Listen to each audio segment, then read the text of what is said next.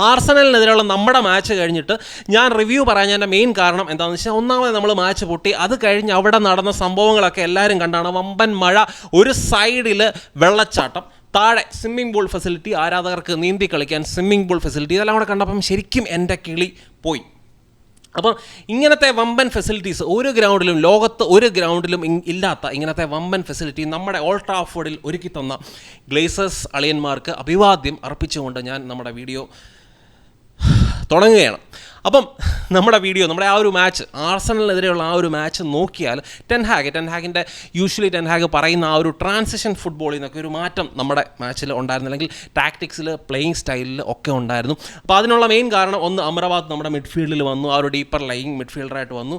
പിന്നെ അമാദ്, ഈ രണ്ട് ടെക്നിക്കലി കുറച്ചുകൂടെ സ്കിൽഫുൾ ആയിട്ടുള്ള പ്ലെയേഴ്സ് വന്നപ്പോഴത്തേനും ആ ഒരു ട്രാൻസിഷൻ ഫുട്ബോൾ പരീക്ഷിച്ച് കഴിഞ്ഞാൽ ശരിയാകത്തില്ല എന്ന് ടെൻഹാഗിന് മനസ്സിലായി കാണും. അതുകൊണ്ട് തന്നെ ടെൻഹാഗ് കുറച്ചുകൂടെ ഒരു കോഷ്യസ് ആയിട്ടുള്ള അപ്രോച്ച്, കുറച്ചുകൂടെ പൊസഷൻ ഹോൾഡ് ചെയ്ത് ഗെയിം കൺട്രോൾ ചെയ്ത് കളിക്കാനുള്ള ഒരു തീരുമാനമായിരുന്നു ടെൻഹാഗ് നടത്തിയത്. അത് കുറച്ചുകൂടെ നമ്മുടെ മിഡ്ഫീൽഡിനെയും ഡിഫൻസിനെയൊക്കെ എക്സ്പോസ് ചെയ്യുന്നതിൽ നിന്നും രക്ഷിച്ചിട്ടുണ്ട്. അല്ലെങ്കിൽ മിനിമം ഒരു മത്സരത്തിൽ നമ്മൾ ഒരു 10-20-25 ഷോട്ട് അറ്റംപ്റ്റ്സ് എങ്കിലും നമുക്കെതിരെ നടക്കാറുണ്ട്. കഴിഞ്ഞ മാച്ചിൽ 11 നമുക്കെതിരെ വന്നിട്ടുള്ളൂ, നമ്മൾ 14 അറ്റംപ്റ്റ്സ് തിരിച്ച് നടത്തുകയും ചെയ്തു.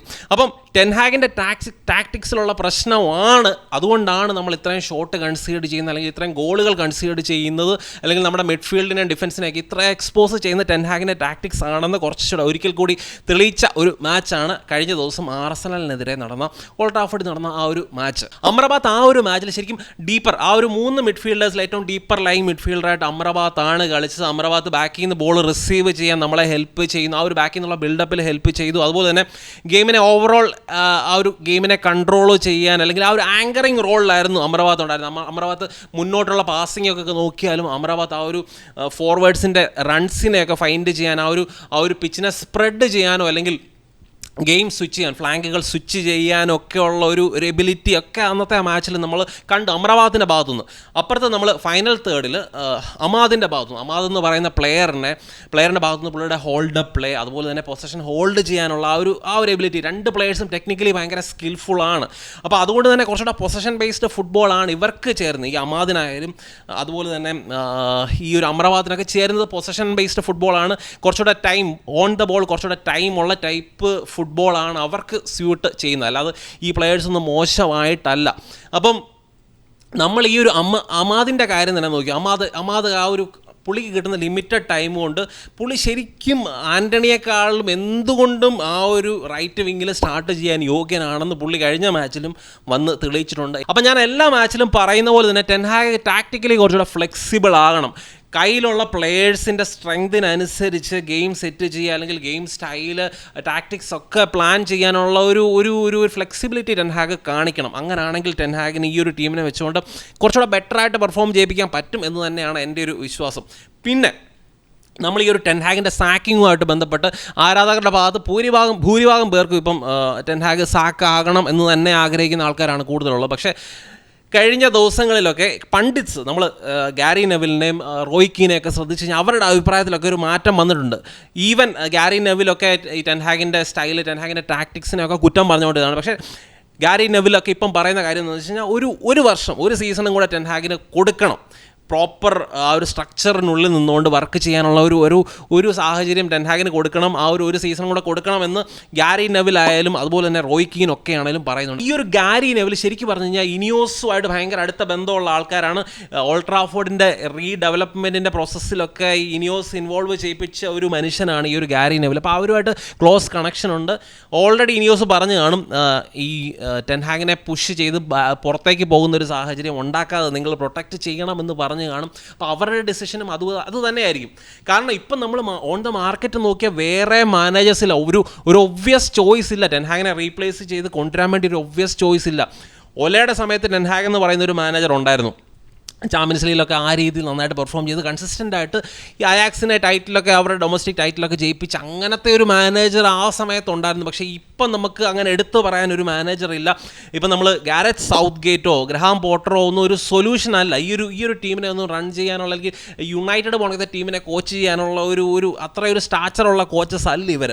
അപ്പം പിന്നെ ഉള്ളത് തോമസ് തുഖലാണ്. തോമസ് തുഖലിൻ്റെ ഒരു ഐഡിയോളജീസും ഇനിയോസിൻ്റെ ഐഡിയോളജീസും തമ്മിൽ യാതൊരു ബന്ധം ഉണ്ടെന്ന് എനിക്ക് തോന്നുന്നില്ല. ഇനിയോസ് കുറച്ചുകൂടി അറ്റാക്കിംഗ് ഫുട്ബോൾ കളിക്കാൻ ആഗ്രഹിക്കുന്നു. അതുപോലെ തന്നെ നമ്മുടെ അക്കാഡമിയെ, യുണൈറ്റഡിൻ്റെ അക്കാഡമിയെ കൂടുതലായിട്ട് യൂസ് ചെയ്യാനൊക്കെ ആഗ്രഹിക്കുന്നുണ്ട് ഇനിയോസ്.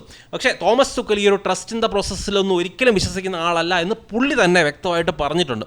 അപ്പോൾ അതുകൊണ്ട് നമ്മുടെ ഈ അക്കാഡമിയുടെ കാര്യം അല്ലെങ്കിൽ trust in the process, beautiful football, ഇതൊന്നും തോമസ് തുഖലുമായിട്ട് നമുക്ക് ചേർത്ത് വെക്കാൻ പറ്റുന്ന ഒരു കാര്യം അല്ലാത്തതുകൊണ്ട് തന്നെ എനിക്ക് വലിയ പ്രതീക്ഷയില്ല തോമസ് തുഖൽ വരും എന്നുള്ള പ്രതീക്ഷ ഒട്ടുമില്ല. കൂടുതലും ഇപ്പം ടെൻ ഹാഗ് ഇപ്പം സാക്കാകുകയാണെങ്കിൽ അല്ലെങ്കിൽ ഒരു ഭയങ്കര മോശമായിട്ടുള്ളൊരു സ്ഥിതി വന്ന് ടെൻ ഹാഗ് സാക്കാകുകയാണെങ്കിൽ തന്നെ നമുക്കൊരു സ്റ്റെബിലിറ്റി കിട്ടാൻ വേണ്ടി ഒരു വലിയ മാനേജറിനെ അല്ലെങ്കിൽ ഭയങ്കര സക്സസ്ഫുൾ മാനേജറിനെ നമ്മൾ അപ്പോയിൻറ്റ് ചെയ്യുന്നതിന് മുന്നേ നമ്മുടെ ടീമിനെ ഒരു സ്റ്റേബിൾ ആക്കാൻ വേണ്ടി അതിൻ്റെ ഇടയ്ക്ക് ഏതെങ്കിലും ഒരു മാനേജറിനെ കൊണ്ടുവരാൻ വേണ്ടിയുള്ള സാധ്യതയുണ്ട്. തോമസ് ഫ്രാങ്കിൻ്റെ പേര് കേൾക്കുന്നുണ്ട്, ഇപ്പം റീസെൻ്റായിട്ട് നമ്മളുമായിട്ട് ലിങ്ക് ചെയ്യുന്നുണ്ട്. തോമസ് ഫ്രാങ്കിന് അങ്ങനത്തെ ഒരു സ്റ്റെബിലിറ്റി, ഇപ്പം ഈ ഒരു ടെൻ ഹാഗിനെ ഒരു വേഴ്സ് കണ്ടീഷനിൽ സാക്ക് ചെയ്യേണ്ടി വന്നു കഴിഞ്ഞാൽ തോമസ് ഫ്രാങ്ക് പോണക്കത്തെ ഒരു മാനേജറിനെ നമ്മുടെ കണ്ടീഷൻസ് എല്ലാ കാര്യങ്ങളും ഒന്ന് സ്റ്റേബിൾ ആക്കാൻ വേണ്ടി അല്ലെങ്കിൽ സ്ക്വാഡിനെ ഒന്ന് ബിൽഡ് ചെയ്യാൻ വേണ്ടിയൊക്കെ ആ ഒരു സമയത്തിന് വേണ്ടി 1-2 വർഷത്തേന് മാനേജറാക്കാൻ അങ്ങനത്തെ ഒരു സാധ്യത ഉണ്ട് എന്ന് കേൾക്കുന്നുണ്ട്. പിന്നെ റീസെൻ്റായിട്ട് നമ്മൾ നോക്കുകയാണെങ്കിൽ ഇന്നലെ വന്ന ഒരു റിപ്പോർട്ടാണ് നമ്മുടെ മാഞ്ചസ്റ്റർ യുണൈറ്റഡിൻ്റെ സ്വന്തം സാമുവൽ ലൊക്കസ്റ്റ് എന്ന് പറയുന്ന ആ ഒരു റിപ്പോർട്ട് ചെയ്യുന്നത് നമ്മുടെ റാസ്മസ് ഹോയ്ലൻഡ് എന്ന് പറയുന്നത് നമ്മുടെ സ്ട്രൈക്കറിന് ചാൻസസ് ക്രിയേറ്റ് ചെയ്ത് കൊടുക്കാനായിട്ട് നമ്മുടെ പ്ലെയേഴ്സിന് താല്പര്യമില്ല. കാരണം പുള്ളി സ്കോർ ചെയ്യുന്നില്ല, അതുകൊണ്ട് ചാൻസസ് ക്രിയേറ്റ് ചെയ്ത് കൊടുക്കാൻ അവർക്കും താല്പര്യമില്ല എന്ന രീതിയിൽ ഈ മനുഷ്യൻ റിപ്പോർട്ട് ചെയ്യുന്നുണ്ട്. പക്ഷേ നമ്മൾ റാസ്മസ് ഹോയ്ലൻഡ് എന്ന് പറയുന്ന ഈ ഒരു 20-21 വയസ്സുള്ള ഈ ഒരു സ്ട്രൈക്കറിൻ്റെ കാര്യം നോക്കിയാലും കഴിഞ്ഞ 8 മാച്ചസ് യുണൈറ്റഡിൻ്റെ കഴിഞ്ഞ 8 മാച്ചസിൽ പുള്ളിക്ക് ക്രിയേറ്റ് ചെയ്ത് കൊടുത്തത് 5 ചാൻസസ് ആണ്. 8 മാച്ചസിൽ 5 ചാൻസസ് ആണ് പുള്ളിക്ക് ക്രിയേറ്റ് ചെയ്ത് കൊടുത്തത്. പെർ മാച്ച് ഒരു ചാൻസ് എന്നുള്ള പെർ മാച്ച് ഒരു ചാൻസ് പോലും പുള്ളിക്ക് കിട്ടുന്നില്ല. അപ്പുറത്ത് നമ്മൾ ഹാലൻഡിനെ നോക്കിയോ, മാൻ സിറ്റിയുടെ ഹാലൻഡ് അപ്പം വൂൾസിനെതിരെ 4 ഗോൾ അടിച്ചപ്പം പുള്ളിക്ക് 6 ചാൻസാണ് ക്രിയേറ്റ് ചെയ്ത് കൊടുത്തത്. അപ്പം ഒരു മത്സരത്തിൽ തന്നെ 8 മത്സരത്തിൽ ഹോയ്ലൻഡിന് കിട്ടുന്ന ആ ഒരു ചാൻസിനേക്കാളും കൂടുതൽ ചാൻസ് ശരിക്കും പറഞ്ഞു കഴിഞ്ഞാൽ ഹാലൻഡിന് ഒരു മാച്ചിൽ കിട്ടുന്നുണ്ട്. അപ്പം നമ്മുടെ ഈ ഒരു പ്ലേയിങ് സ്റ്റൈൽ, ടെൻ ഹാഗിൻ്റെ ടാക്ടിക്സ് ഒക്കെ ഈ ഒരു ചാൻസ് ക്രിയേഷൻ്റെ കാര്യത്തിലും എന്താണെങ്കിലും അഫക്റ്റ് ചെയ്യുന്നുണ്ട് എന്ന് തന്നെയാണ് എൻ്റെ ഒരു വിശ്വാസം. കാരണം നിങ്ങൾ നോക്കൂ, നമ്മളെപ്പോഴേലും ആ ഒരു വൈഡർ സ്പേസസ് അല്ലെങ്കിൽ വിങ്ങിനെ നമ്മളെപ്പോഴേലും യൂസ് ചെയ്യുന്നുണ്ടോ? നമ്മുടെ 2 വിങ്ങേഴ്സിനെ ഇപ്പം നമ്മൾ റാഷ്ഫോർഡ് ആയാലും ഗർനാച്ചോ ആയാലും അപ്പുറത്ത് ആൻ്റണി, ഇവരൊക്കെ എന്താണെന്ന് വെച്ചാൽ മിഡ്ഫീൽഡിൽ നിന്ന് അല്ലെങ്കിൽ ഡീപ്പർ സ്പേസസ് ഇപ്പോൾ അവർ ബോൾ റിസീവ് ചെയ്യുകയാണെങ്കിൽ ബോളുമായിട്ട് ഇവർ റൺ മേക്ക് ചെയ്യും. ആ ഒരു ഡയഗണൽ റൺ മേക്ക് ചെയ്ത് ഫൈനൽ തേർഡിലെത്തി സ്വന്തമായിട്ട് ആ ഒരു ഡിഫൻഡറിനെയൊക്കെ ബീറ്റ് ചെയ്ത് പോയി ഗോൾ അടിക്കാനുള്ള ശ്രമമാണ് ഇവർ നടത്താറ്. അല്ലാതെ അവർ ചാൻസ് ക്രിയേഷൻ്റെ കാര്യത്തിലൊന്നും ഇവർക്ക് യാതൊരു രീതിയിലുള്ള ഒരു ചാൻസ് ക്രിയേഷൻ്റെ പരിപാടി ഇവർ നോക്കത്തേ ഇല്ല. ഈ റാഷ്ഫോർഡ് ആയാലും ഗർനാച്ചോ ആയാലും ആൻ്റണി ആണെങ്കിൽ കട്ട് ഇൻ ചെയ്ത് ഒരു ഷോട്ട്, അപ്പോൾ ഇത്രയും പരിപാടിയുള്ളൂ. അതുമാത്രമല്ല നമ്മുടെ ഫുൾ ബാക്സിനെ നമ്മൾ മര്യാദയ്ക്ക് യൂസ് ചെയ്യുന്നില്ല. നമ്മുടെ വിങ്സ്, നമ്മളെ വൈഡർ സ്പേസസ് നമ്മൾ മര്യാദയ്ക്ക് യൂസ് ചെയ്യാറില്ല. വൈഡർ സ്പേസസിലൊക്കെ അല്ലെങ്കിൽ ഫ്ലാങ്സിലൊക്കെ ഓവർലോഡ് ക്രിയേറ്റ് ചെയ്ത് അവിടെ കുറച്ചുകൂടെ പൊസഷനൊക്കെ ഹോൾഡ് ചെയ്ത് ഡിഫൻഡേഴ്സിൻ്റെ ഇടയ്ക്ക് സ്പേസസ് ക്രിയേറ്റ് ചെയ്ത് ആ ഒരു അണ്ടർലാപ്പിംഗ് ഓവർലാപ്പിംഗ് ഫുൾ ബാക്കിൻ്റെ റൺസ്, ഇങ്ങനത്തെ കാര്യങ്ങളൊന്നും നമ്മുടെ ഗെയിമിലില്ല ഫൈനൽ തേർഡിൽ. അപ്പോൾ അത് ടെൻ ഹാഗിൻ്റെ ഒരു ടാക്ടിക്കലിയുള്ള പ്രശ്നമായിട്ട് തന്നെയാണ് എൻ്റെ ആ ഒരു കൺസേൺ എനിക്കുണ്ട്. അപ്പോൾ അതിന് പ്ലെയേഴ്സ് ഇല്ല എന്ന് പറഞ്ഞാലും നമ്മൾ ടാക്ടിക്കലി ഉള്ള പ്ലെയേഴ്സിനെ വെച്ച് അഡ്ജസ്റ്റ് ചെയ്യണം. ഇപ്പം ഡാലോ എന്ന് പറയുന്ന പ്ലെയർ ഇതുപോലെ ഓവർലാപ്പിംഗ് അണ്ടർലാപ്പിംഗ് റൺസ് മേക്ക് ചെയ്യാനോ അല്ലെങ്കിൽ ആ ഒരു ഫ്ലാങ്കിൽ ഓവർലോഡ് നടത്താനൊക്കെ കേപ്പബിളാണ് അങ്ങനത്തെ ഒരു പ്ലെയർ. അപ്പോൾ ആ പ്ലെയറിനെ നമ്മൾ ഇൻവേർട്ട് ചെയ്ത് മിഡ്ഫീൽഡിൽ കളിപ്പിച്ചുകൊണ്ട് വാൻ ബിസാക്കെ പുഷ് ചെയ്ത് മുന്നോട്ട് കൊണ്ടുപോകുന്നതിനകത്തൊക്കെ എന്താണ് അർത്ഥം? അപ്പോൾ അതിൻ്റെ ഒരു ലോജിക്കൊന്നും എനിക്ക് മനസ്സിലാകുന്നില്ല. അപ്പം നമ്മുടെ ടീമിലെ ഒരു സോൾ ക്രിയേറ്റർ എന്ന് പറയുന്നത് ബ്രൂണോ ഫെർണാണ്ടസ് മാത്രമാണ്. ഇപ്പോൾ ഈ ഫോർവേഡ്സ് റാഷ്ഫോർഡ് ആയാലും ഗർനാച്ചോ ആയാലും അല്ലെങ്കിൽ ആൻ്റണി ഒന്നും ആയാലും ഇവരൊന്നും ക്രിയേറ്റ് ചെയ്യുന്നില്ല. അപ്പം ട്രാൻസിഷൻസിലൊക്കെ ആണെങ്കിലും ബ്രൂണോ കൂടുതലും ഫൈൻഡ് ചെയ്യുന്ന ഈ വൈഡർ പ്ലെയേഴ്സിനാണ്. ഗർനാച്ചോ, റാഷ്ഫോർഡ് അല്ലെങ്കിൽ ആൻ്റണി ഇങ്ങനത്തെ പ്ലെയേഴ്സിനാണ് കൂടുതലും ഫൈൻഡ് ചെയ്യുന്നത്. അപ്പോൾ ആ സമയങ്ങളിലൊക്കെ മിക്ക സമയത്തും റാസ്മസ് ഹോയ്ലൻഡ് പുള്ളിയുടെ പൊസിഷനിങ്ങും ക്വസ്റ്റ്യൻ ചെയ്യേണ്ട ഒരു സംഭവമാണ്. പുള്ളിക്ക് ചാൻസ് ക്രിയേറ്റ് ചെയ്ത് കൊടുക്കുന്നില്ല എന്നുള്ളത് ഒരു സൈഡിലാണ്. പക്ഷേ ഇങ്ങനത്തെ യങ്ങർ പ്ലെയറാണ്, പുള്ളിയുടെ ഗെയിം ഡെവലപ്പ് ചെയ്തുകൊണ്ടിരിക്കുന്നേ ഉള്ളൂ. അതുകൊണ്ട് തന്നെ പുള്ളിയുടെ പൊസിഷനിങ് പല സമയത്തും ക്വസ്റ്റ്യൻ ചെയ്യപ്പെടേണ്ട ഒരു സംഭവം തന്നെയാണ്. അപ്പം ഈ ഒരു മനുഷ്യന് കുറച്ചുകൂടി ഒരു കോമ്പറ്റീഷൻ അല്ലെങ്കിൽ ഒരു സപ്പോർട്ട് കൊടുക്കുന്ന തരത്തിലൊരു സ്ട്രൈക്കർ നമ്മുടെ യുണൈറ്റഡ് ടീമിലില്ല. ഇപ്പം റീസെൻ്റായിട്ട് നമ്മളുമായിട്ട് ലിങ്ക് ചെയ്ത് കേൾക്കുന്ന ഒരു സ്ട്രൈക്കറിൻ്റെ പേര് എന്ന് പറയുന്നത് ബെഞ്ചമിൻ സെസ്കോയുടെ പേരാണ്. അപ്പം ബെഞ്ചമിൻ സെസ്കോ എന്ന് പറയുന്നത് ഓൾമോസ്റ്റ് ഈ റാസ്മസ് ഹോയ്ലൻഡിനെ പോണക്കത്തെ തന്നെ ഒരു കളിക്കാരനാണ്. അത്രയും യങ്ങാണ്, 20-21 വയസ്സേ ഉള്ളൂ. അപ്പോൾ സെയിം രീതിയിൽ നിൽക്കുന്ന ഒരു സ്ട്രൈക്കറിനെയും കൂടി ഇവിടെ കൊണ്ടുവന്ന് കഴിഞ്ഞാൽ ചിലപ്പോൾ രണ്ട് പേരുടെയും ഭാവി അവതാളത്തിലായി മാറാനുള്ള സാധ്യതയുണ്ട്. കഴിഞ്ഞ ദിവസം ഈ ഒരു ബെഞ്ചമിൻ സെസ്കോയുടെ ഏജൻ്റൊക്കെ ഇവിടെ ഓൾഡ് ട്രാഫോർഡിൽ വന്നിട്ടുണ്ടായിരുന്നു. ആ ഒരു ആർസണലിൻ്റെ ഗെയിമിനൊക്കെ ശേഷം അവരുടെ ഫോട്ടോയും കാര്യങ്ങളൊക്കെ സോഷ്യൽ മീഡിയയിൽ ഞാൻ കണ്ടായിരുന്നു. അപ്പോൾ അങ്ങനത്തെ ഒരു റൂമറുണ്ട്, ഭയങ്കര സ്ട്രോങ് ആയിട്ട് നിൽക്കുന്നു. എന്താണേലും റാസ്മസ് ഹോയ്ലൻഡ് പോണക്കത്തെ ഒരു യങ് സ്ട്രൈക്കറിന് വേണ്ടത് കുറച്ചുകൂടെ എക്സ്പീരിയൻസ്ഡ് ആയിട്ടുള്ള സ്ട്രൈക്കേഴ്സാണ്. മത്തേസ് കുണിയൊക്കെ പോണക്കത്തെ സ്ട്രൈക്കർ എനിക്ക് തോന്നുന്നത് നമുക്ക് പ്രൈസും കൂടെ ഒക്കെ വെച്ച് നോക്കുമ്പോൾ മത്തേസ് കുണിയൊക്കെ പോണക്കത്തെ സ്ട്രൈക്കർ ബെറ്റർ ആയിരിക്കും. അല്ലെങ്കിൽ ബ്രൈറ്റൻ്റെ ഒരു സ്ട്രൈക്കറുണ്ട്. അപ്പം അങ്ങനത്തെ കളിക്കാർ എനിക്ക് തോന്നുന്നു അങ്ങനത്തെ കളിക്കാരെ കൊണ്ടുവരാൻ വേണ്ടി, അല്ലെങ്കിൽ ഈ ഐവാൻ ടോണിയുടെ കാര്യം നോക്കിയാൽ ഐവാൻ ടോണിയുടെ ഒരു പ്രശ്നം എന്ന് വെച്ചാൽ ഐവാൻ ടോണിയുടെ പ്രൈസാണ് പ്രശ്നം. 70-75 മില്യൺ കൊടുക്കേണ്ടി വരും ഐവാൻ ടോണിയെ കൊണ്ടുവരണമെങ്കിലും.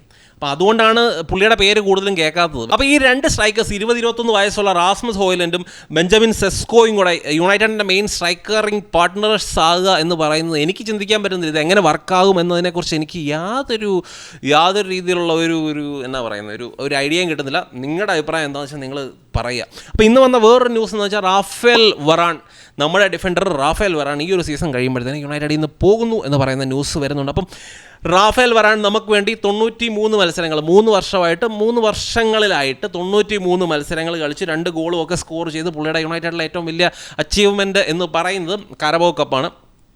കഴിഞ്ഞ സീസണിൽ നമ്മൾ ന്യൂകാസിനെ തോപ്പിച്ച് നേടിയ ആ ഒരു കാരബാओ കപ്പാണ് പുള്ളിയുടെ ഒരു യുണൈറ്റഡിലെ ഏറ്റവും വലിയൊരു അച്ചീവ്മെൻറ്റ്.